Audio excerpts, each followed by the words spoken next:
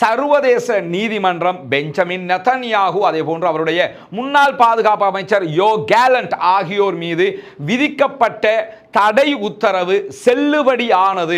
அவர்களை நாடுகள் கைது செய்ய வேண்டும், பிடியாணையை ரத்து செய்ய முடியாது, அரெஸ்ட் வாரண்ட் கேன்சல் செய்யப்பட மாட்டாது என்கிற தீர்ப்பை மீண்டும் உறுதிப்படுத்தி இருக்கிறது. அல்ஹம்துலில்லாஹ். பெஞ்சமின் நெதன்யாகு எந்த நாட்டுக்கு போறதாக இருந்தாலும் கைது செய்வதற்கு தயாராக இருக்கிற நாடுகள் அல்லாத நாடுகளுடைய வான்பரப்பை தான் அவர் பயன்படுத்தி கொண்டிருக்கிறார்.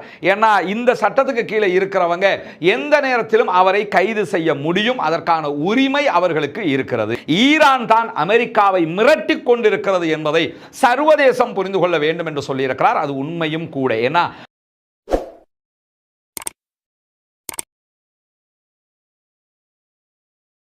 அஸ்ஸலாமு அலைக்கும் வரஹ்மத்துல்லாஹி வபரகாத்துஹு. அன்பிற்கினிய சகோதர சகோதரிகளை நம் அனைவர் மீதும் ஏக இறைவனுடைய அமைதியும் கருணையும் உண்டாகட்டுமாக என்கிற உயரிய பிரார்த்தனைகளோடு பாலஸ்தீனத்தினுடைய காசா அப்பாவிகள் மீதான இஸ்ரேலிய ஆக்கிரமிப்பு இராணுவத்தினுடைய தாக்குதல்கள் ஆரம்பிக்கப்பட்டு இன்றோடு சரியாக 650 நாட்களை தாண்டி கொண்டிருக்கிறோம்.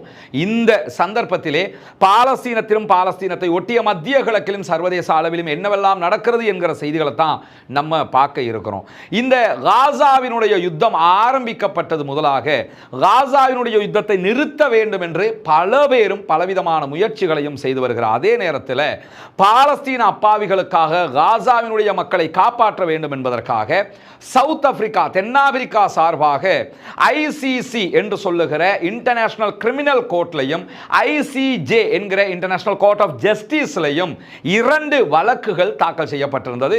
தென்னாப்பிரிக்காவினுடைய அதிபர் ஜனாதிபதி முதல் அத்தனை பேரும் ஒன்றிணைந்து இந்த வழக்குகளை தாக்கல் செய்திருந்தார்கள். இதற்கு உறுதுணையாக சில அரபு நாடுகள் வந்து நின்றன. அவர்கள் வந்து நிற்காவிட்டாலும் இந்த வழக்கு தனிமையாகவே தென்னாப்பிரிக்காவால் நடத்த முடியுமான வழக்கு.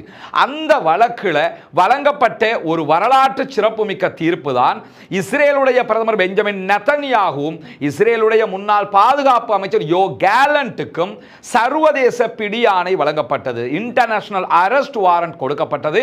யாரெல்லாம் ரோம் ஒப்பந்தத்துக்கு கீழாக வருவாங்களோ அந்த நாடுகள் எல்லாம் இந்த இருவரையும் கைது செய்வதற்கான உறுதி பூண்டிருக்கிறார்கள் என்பதுதான் அதிலே குறிப்பிடத்தக்க அம்சமாக இருக்கிறது. அதனால தான் பெஞ்சமின் நெதன்யாகு எந்த நாட்டுக்கு போறதாக இருந்தாலும் கைது செய்வதற்கு தயாராக இருக்கிற நாடுகள் அல்லாத நாடுகளுடைய வான்பரப்பை தான் அவர் பயன்படுத்தி கொண்டிருக்கிறார்.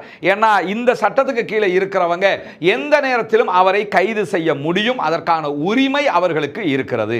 இந்த அடிப்படையில் இப்படி ஒரு வழக்கு அவர்கள் மீது தாக்கல் செய்யப்பட்டு அந்த வழக்கிலே மிக